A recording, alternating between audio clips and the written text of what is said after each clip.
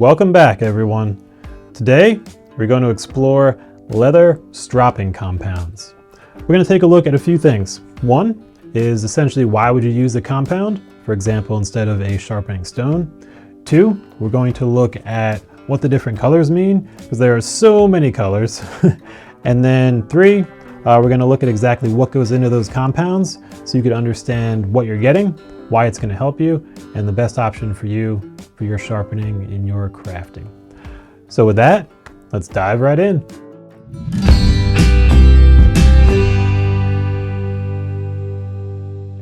Well, first, we're going to check out why do we even strop and how's that going to help us.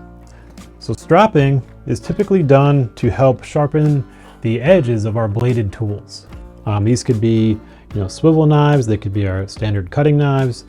They could even be, edgers or tools like that. Pretty much any bladed tool that we use in the craft.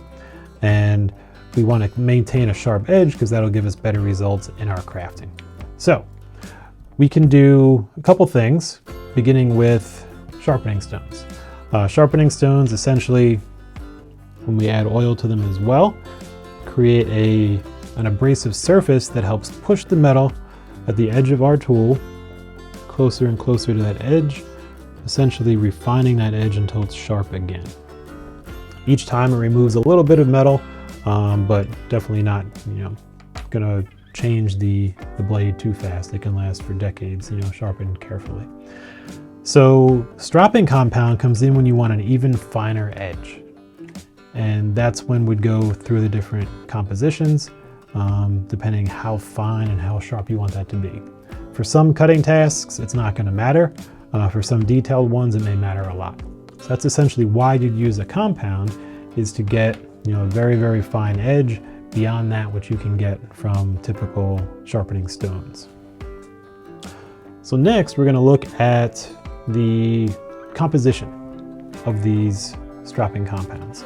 So for example, we have a white one here. This is going to be a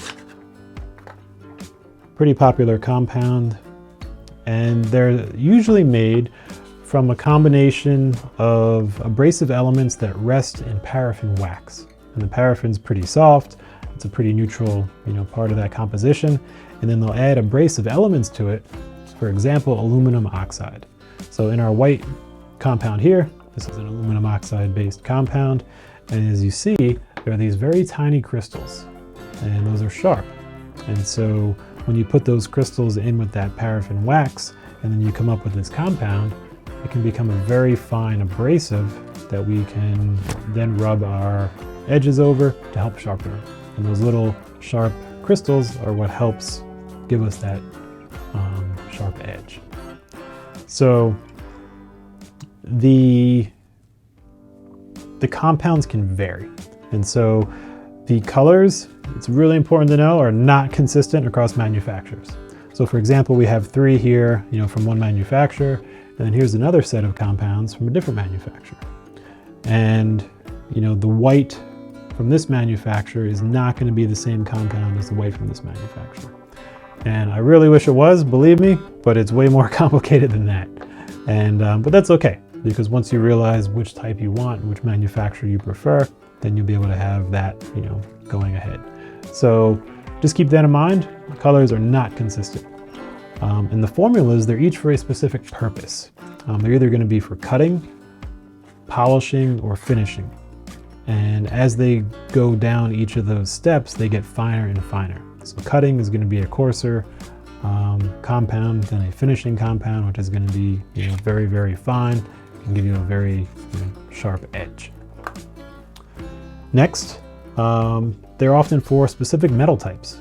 Some of the compounds you see are going to be made for gold, some are going to be for silver, some are going to be for stainless steel.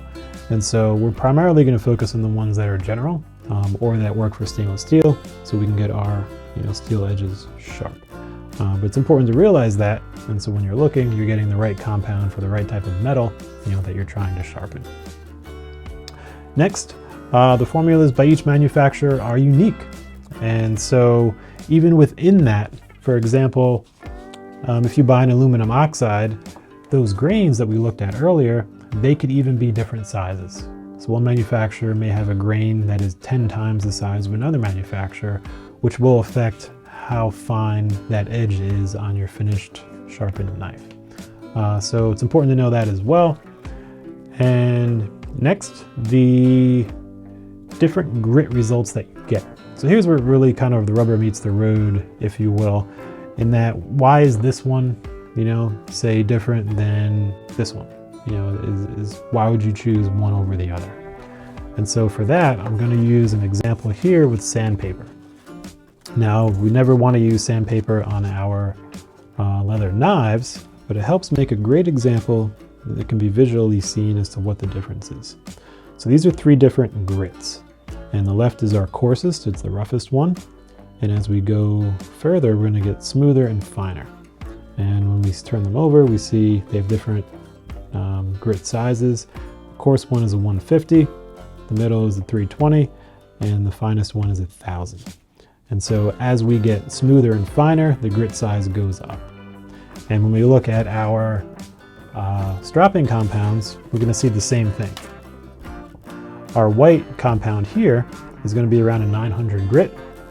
Our red compound is going to be around a 10,000 grit. And then when we get to our green chromium oxide compound, that's going to be around a 30,000 grit. So you can see we get really, really fine as we go down on these compounds.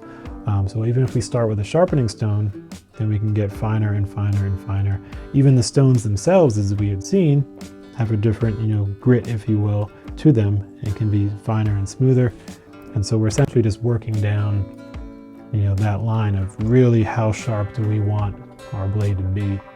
And it's totally up to you for the what you're working on and your personal preference in terms of, how sharp that blade needs to be and how sharp you like it for that particular application. And so that's basically how it works. So let's take a quick look at these 3. I'll just show you a little bit more about what goes into them. And the white is an aluminum oxide. As we saw, it has those tiny aluminum crystals that go in there. For the red, we have what's called is an iron oxide. And we're going to have those iron crystals in there that help give it its red color as well. And then lastly, we have our chromium oxide. It's a very popular one, and that's essentially, our green, and that'll give us our finest polishing edge that we could expect on that. And that's essentially where it'll get you to a point where you'll know what you need and you could use it. So when you're looking to sharpen your knives or your any kind of a bladed tool, keep in mind that you essentially want to find out how sharp you want it to get. If a sharpening stone isn't going to be enough, then you could look for a compound, read the spec sheet from the manufacturer to understand exactly what you will be getting so that the grit size you need matches what you get. And from there, you just drop. You'll find one you like and probably stick with it, and it'll be easy as you go. So that is the compound overview. Any questions, let us know. And until next time, keep crafting.